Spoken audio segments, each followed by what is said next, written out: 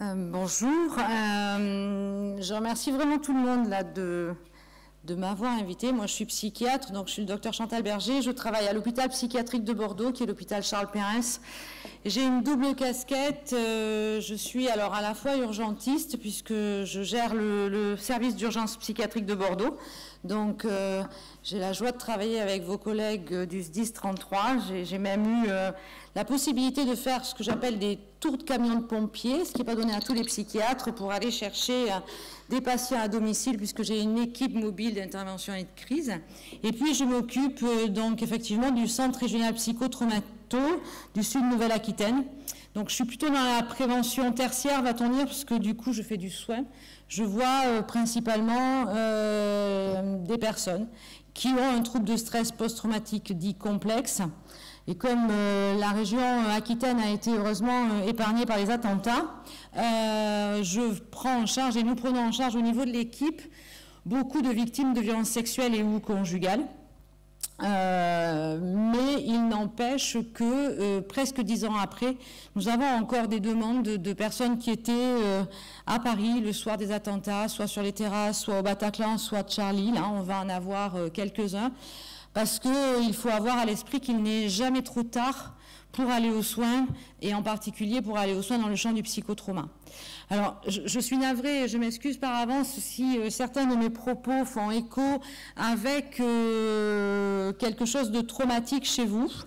Nous avons tous été plus ou moins exposés dans notre vie, personnelle ou professionnelle, et donc par avance, je m'en excuse.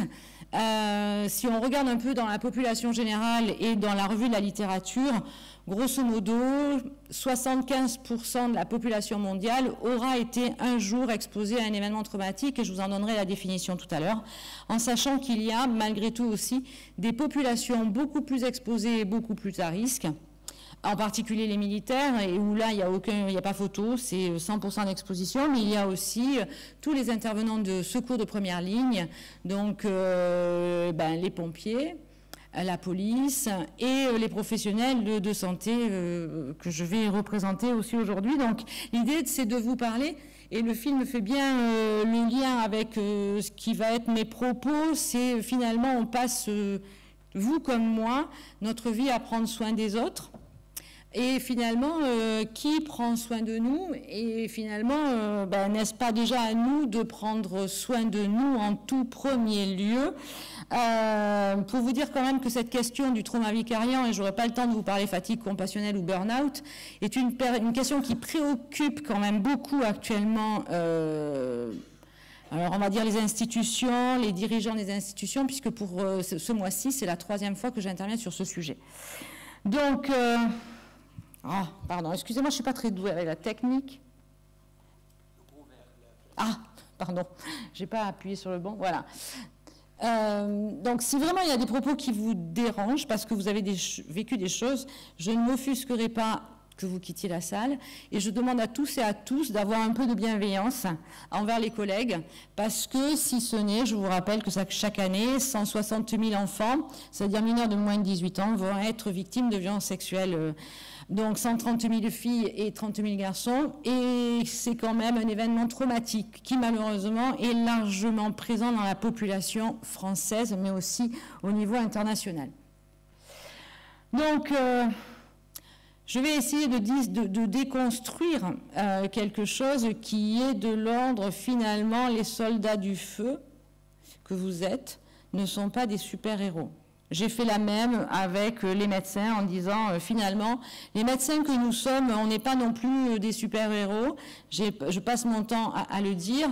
Pour ne rien vous cacher, moi j'ai été exposée dans mon métier en gérant un service d'urgence psychiatrique à des situations extrêmement traumatiques, violentes, parfois où mes émotions m'ont complètement débordée. Et pour autant, je ne pense pas être une faible femme. Alors vous allez me dire, vous êtes une femme. Ok.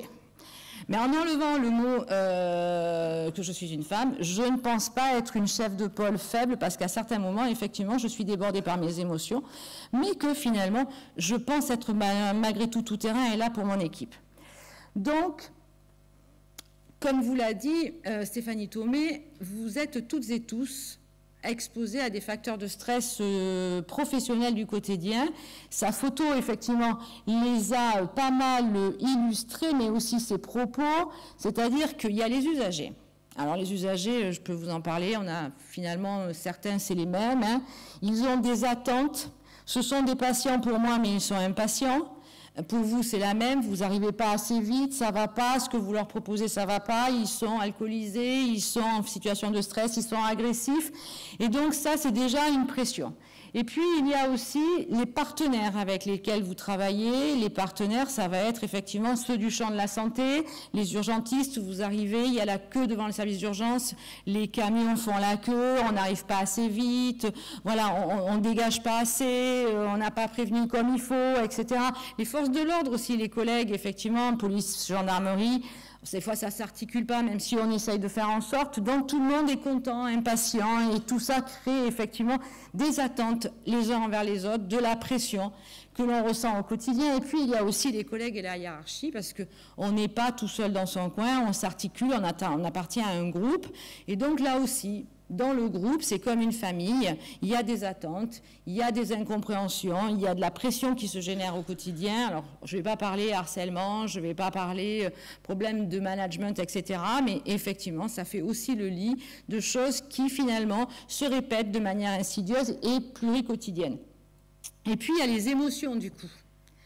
Donc les émotions, Stéphanie Thomé vous en a parlé, c'est un peu ce que j'appelle moi la météo intérieure. C'est-à-dire que de temps en temps, il faut prendre le temps de s'arrêter et de se dire aujourd'hui, finalement, moi, ma météo, elle en est où? Mon baromètre, là, si je m'interroge, vous me posez la question, hier, alors moi j'ai été, voilà, depuis une semaine, je fais...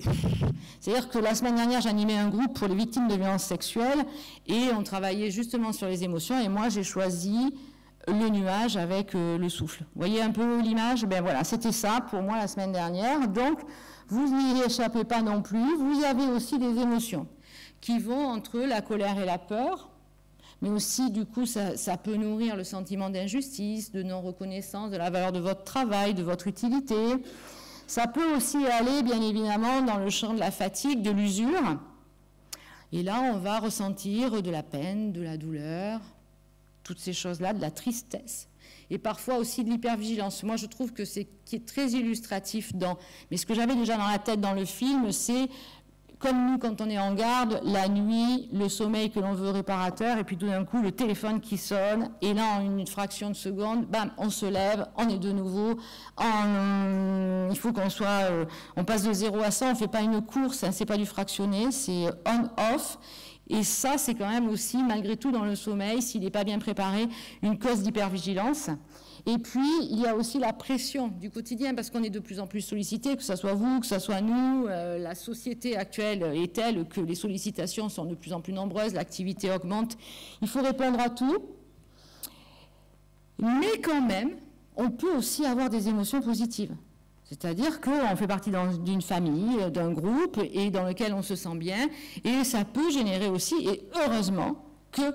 Dans ce fonctionnement, on a aussi des moments que l'on va partager où on va être satisfait de l'intervention que l'on va avoir menée. Finalement, ça s'est bien passé.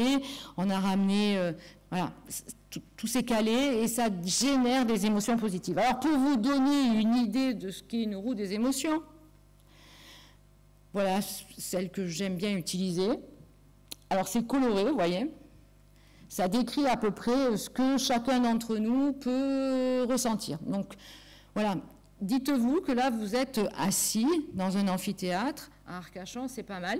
Prenez juste le temps, pendant que je vous parle, de vous dire, tiens, moi, aujourd'hui, dans ce temps maussade à Arcachon, quelle est ma météo intérieure? Qu'est-ce que je ressens finalement, moi, en cette fin d'année 2024, un peu tumultueuse? Donc, on peut la faire tourner... Et on voit un peu. Et puis, malheureusement, vous n'êtes pas que des professionnels du SDIS. Vous êtes aussi des pères et des mères de famille. Vous êtes aussi des gens qui avaient une vie à côté, une vie privée, une vie personnelle. Et là, vous n'êtes pas non plus à l'abri de facteurs, de stress, du quotidien. Donc, en fait, ça va être quoi? La situation conjugale, affective, avec son partenaire, où c'est pas non plus tous les jours drôle. Parfois, on s'engueule le matin avant de partir, ça crispe la journée. Parfois, c'est la lune de miel, tout va bien, c'est super, on s'aime à la folie. Et puis, il y a la famille, il y a les beaux-parents, il y a les frères et les sœurs, il y a tout ça, il y a la belle-mère qui va venir, qu'on n'a pas envie de voir. Enfin, bon, je vous le passe, mais ça influe malgré tout. Et puis, il y a les enfants. Ah, les enfants, franchement, ils sont toujours malades où il y a la grève. Et effectivement, ce jour-là, vous devez être en poste, vous avez personne pour les remplacer, et bim, l'autre, il a la varicelle. Franchement, mais les gosses, quoi. Et puis, on est dans une période qui est compliquée. Il y a aussi les phénomènes, enfin tout ce qui est lié aux ressources financières, à la précarité, au crédit, au caddie à remplir. Je vous en passe des meilleurs. Et tout ça s'enchevête parce que finalement, la journée, c'est pas d'un côté il y a le boulot, de l'autre il y a la maison, et tout ça est imperméable. Et puis dans le quotidien, vous êtes exposé à des facteurs de stress et des situations qui sont violentes. Donc, effectivement, pour moi, qui viens vous parler aujourd'hui, le premier, c'est le feu. En plus, il y a 3 ans de ça, ici, très peu, enfin, à quelques kilomètres, il y a eu les attentats de Gironde, enfin, les attentats, n'importe quoi, les incendies de Gironde, un été, où ça a quand même été super compliqué, où on a vu arriver des pompiers de toute la France et de l'étranger. Vous êtes aussi exposé, donc, à la mort, régulièrement.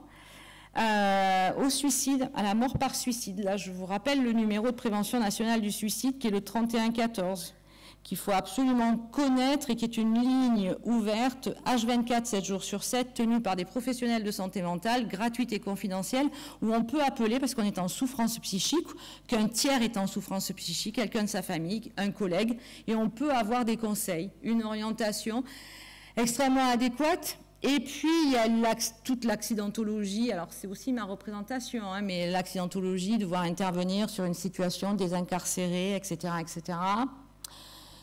Il y a l'exposition au sang, que l'on néglige aussi parfois, mais l'exposition au sang, c'est pas non plus si simple que ça. Quand on a un terrain anxieux et que l'on se retrouve au contact du sang pour une X ou Y raison, ça peut derrière générer aussi des choses qui vont être décompensées. Est-ce que je vais avoir attrapé telle ou telle maladie, le HIV, les hépatites, etc., etc. Et il y a aussi malheureusement le fait que vous allez intervenir auprès d'une population d'âge varié et que quand même intervenir aussi chez des enfants sur les morts subites du nouveau-né ou effectivement les bébés secoués, les situations de féminicide avec des enfants à la maison et autres, on est aussi, alors on a été effectivement un peu à l'abri par rapport aux attentats, mais on a eu 2 féminicides à 1,5 km de Charles Perrens, là, juste derrière chez moi. Je pense que ceux qui sont intervenus, que ce soit les pompiers, les forces de l'ordre, les médecins, mais aussi, je pense très souvent aux OPJ et au PROC qui s'est déplacé, de voir aussi comment c'était ce jour-là, c'était aussi compliqué parce qu'il y avait une maman, parce qu'il y avait des enfants, et que ça rajoute. Et est-ce que ça, finalement, on est si imperméable à ces situations-là? Eh bien, pas trop. Et donc, ce que je veux vous faire entendre, c'est que même si vous êtes extrêmement motivé, si vous avez la vocation, comme les professionnels de santé, comme les forces de l'ordre, finalement, ni vous ni moi, nous sommes des super-héros. On est fait de ce que l'on est, avec nos fragilités, avec aussi notre histoire familiale qui va aussi passer comme ça et continuer, hein, il y a du transgénérationnel derrière. Et donc, un jour, malheureusement, tout d'un coup, on n'y arrive plus. Voilà, on ne peut plus se lever, on a les batteries, c'est à plat, et on se dit, mais là, aujourd'hui, moi, j'y arrive plus. Je peux plus. Je peux plus y aller, j'ai la boule au ventre, vraiment, je peux pas. Et puis un jour, on se dit, tiens, finalement, je suis angoissée, et ces mots-là commencent à tourner dans la tête, le mot d'angoisse, le mot de dépression, le mot de burn-out, le TSPT, peut-être pas, parce qu'on ne sait pas y mettre les mots dessus, mais on entend de plus en plus parler de trauma, et puis finalement, on commence peut-être à avoir des idées noires, des idées morbides, des idées suicidaires, et puis un jour se dire, tiens, finalement, la seule solution pour moi qu'il me reste, c'est le suicide. C'est pas le suicide, ça n'arrive pas comme ça d'un jour, un matin, on se dit là, et c'est surtout pas un acte de lâcheté, ou de peu de courage ou de courage, selon ce que chacun pense, c'est qu'à un moment donné, dans son parcours, Après avoir fermé ou essayé d'ouvrir plein de portes, eh bien, il n'y en a plus qu'une seule pour soulager la souffrance, c'est celle-ci. Donc, un événement traumatique, je vous en parle et vous allez me dire c'est quoi. Alors moi, je n'ai pas de scanner, je n'ai pas d'IRM, hein, moi je suis psychiatre, donc je pourrais faire ça, je irai voir l'hippocampe et l'amygdale, mais un événement traumatique, ça a une définition très particulière qui a été clarifié dans ce que l'on appelle, nous, dans notre jargon, le DSM-5, qui est une classification anglo-saxonne des pathologies mentales. Donc, tout le monde n'est pas exposé à un événement traumatique. C'est-à-dire que c'est vulgarisé depuis Covid. Le Covid, c'était trauma. Non, ça a généré anxiété-dépression, mais peu de troubles de stress post-traumatique, sauf chez les professionnels de santé de première ligne, en réa, qui se sont retrouvés à devoir trier et autres. Il y a des études là qui ont montré ça. Donc, pour être exposé à un événement traumatique, il y a deux choses. C'est sentiment de mort, enfin sensation de mort, menace de mort imminente, ou alors crainte pour son intégrité physique. Alors les victimes de violences dont je m'occupe, hein, elles rentrent souvent dans les deux, c'est-à-dire qu'elles vont, pour certaines, quand elles sont menacées, et qu'elles sont menacées avec arme blanche, avec un pistolet ou autre, elles vont avoir peur pour leur vie. Et puis, quand elles sont menacées et qu'elles se retrouvent à être agressées sur un plan sexuel ou victimes de viol, eh bien, elles ont aussi la peur pour l'intégrité physique. Donc là, on a le combo gagnant. En sachant que l'événement traumatique auquel on va être exposé a un poids différent. C'est un facteur de risque à lui tout seul, et que tous les événements traumatiques n'entraînent pas à part égale le même risque d'avoir derrière un trouble de stress post-traumatique. Le plus pourvoyeur, c'est effectivement génocide, acte de terrorisme, violence sexuelle, ou conjugale, on va dire violence intrafamiliale, mais par exemple, toutes les catastrophes naturelles, les personnes qui sont exposées à ça, c'est 20% de risque de développer à 6 mois un trouble de stress post-traumatique. L'accidentologie courante, c'est 10% de risque de développer, s'il n'y a pas eu une prise en charge correcte, un trouble de stress post-traumatique. J'ai presque fini. Donc, le trauma, on peut être concerné de différentes manières. Je vais reprendre, si ça ne vous dérange pas, les attentats. Le soir des attentats à Paris, il y avait les gens sur les terrasses. Il y avait les gens à la fosse du Bataclan, aucun souci, ce sont des victimes. Il y avait les gens qui étaient dans leurs immeubles, qui ont ouvert leurs fenêtres et qui ont entendu et qui ont vu. Ils sont témoins directs, il n'y a pas de souci, ils sont victimes, même si physiquement ils ne sont pas blessés. Il y a les familles qui ont passé des heures au carré à attendre, à faire sonner le téléphone. C'est quand on est famille ou proche et que l'on apprend le décès de quelqu'un, mais pas en fin de vie, en soins palliatifs, mais de manière brutale. Et enfin, il y a nous. Vous, nous, les forces de l'ordre, où là, effectivement, on va... je suis désolée, mais j'ai vraiment du mal avec... On va parler de trauma vicariant ou de trauma secondaire, qui est une exposition donc indirecte et répétée. Et répétée, en particulier, alors initialement, c'était au récit traumatique, à longueur de journée. Ceux qui sont pas mal aussi exposés, ce sont les permanencières de la régulation du SAMU, les professionnels de santé mentale, et puis ça s'est élargi à tous ceux, effectivement, qui interviennent sur des situations dramatiques. Et pourquoi on s'en préoccupe? Parce que ça a une charge sur, effectivement, la santé mentale, que ça a des conséquences, du coup, en termes de santé publique, arrêt maladie, prise en soins, prescription d'antidépresseurs et autres. Voilà. Et si on ne fait rien, eh bien, quelques temps après, peu à peu, on prend un verre. On en prend 2, parce que ça ne va pas. Et puis, on va commencer, alors les médecins, nous, on est un peu les champions, à aussi automésuser de certains médicaments, et c'est la descente aux enfers. Donc, pourquoi à un moment donné cet événement-là? Et parce que finalement, dans la vie, on est exposé en permanence à des choses, et qu'à un moment donné, il va y avoir l'événement de trop. Et qu'on peut avoir deux choses, c'est la sidération ou la dissociation. Sur les moments, on va se sidérer, c'est-à-dire qu'on va se figer, on ne va plus pouvoir rien faire, même si on est super entraîné, etc.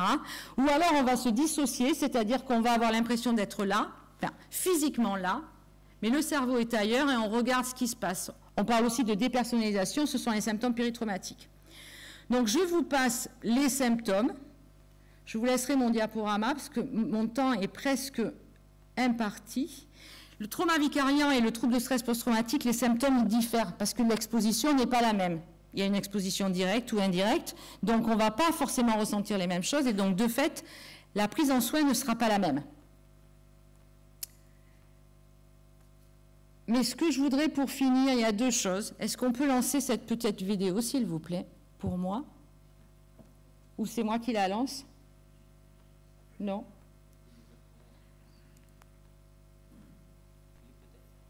J'ai essayé, mais alors j'ai envoyé le lien pour que ça se lance. Mais là, du coup, vous pouvez la lancer ou je passe. En attendant qu'on arrive à la lancer, si on arrive à la lancer, les études, j'ai regardé un petit peu dans la littérature, il y a une méta-analyse qui a été faite qui disait qu'effectivement, c'était à peu près le facteur de risque chez les pompiers, c'était 2 fois plus qu'en population générale. Il y avait à peu près 7% de troubles de stress post-traumatique dans cette population-là par rapport à la population générale où c'est de 3,5.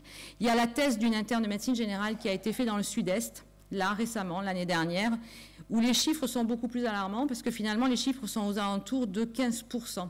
Donc on est presque au double. Ce qui veut dire quand même qu'il faut s'en préoccuper. Il y a des techniques d'auto-soin, il y a les techniques vraiment d'un moment donné aussi de s'auto-interroger sur comment on va. Est-ce que vous arrivez à la passer ou pas? Tant pis si on... Non, bon, alors d'accord. Tant pis, je vous invite à la regarder, elle est très très mignonne, elle est en noir et blanc, mais elle est très sympa, c'est comment on s'épuise. Et puis, ce que je vais vous demander pour terminer, si vous en êtes d'accord,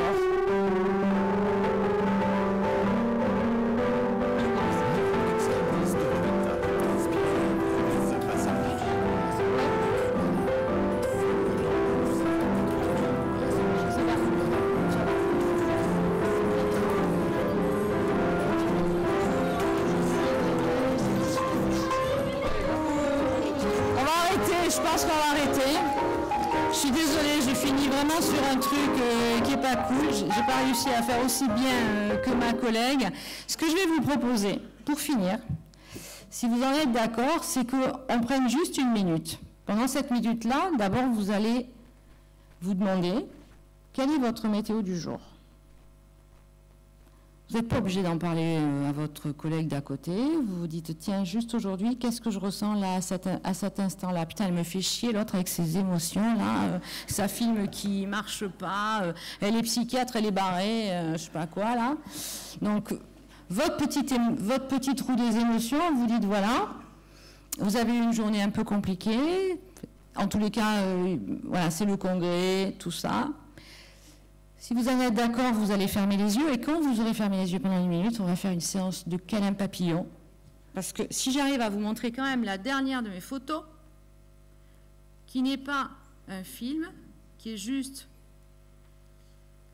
Le prince Harry fait la promotion du câlin papillon. Pourquoi? Parce que quand même, il est l'illustration d'un gamin qui a été quand même explosé et qui a été très impacté sur un plan psychotraumatique. Il est prince, allez-vous me dire, donc il est à l'abri, pas du tout.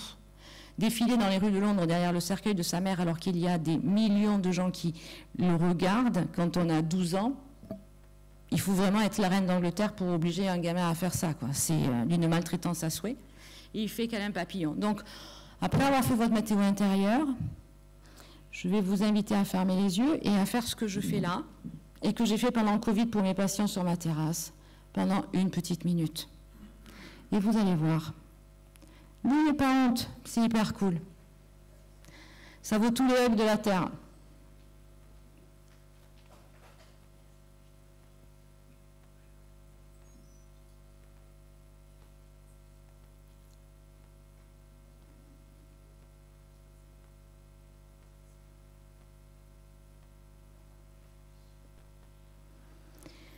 Et on va respirer, reprendre une grande respiration, refaire circuler l'air,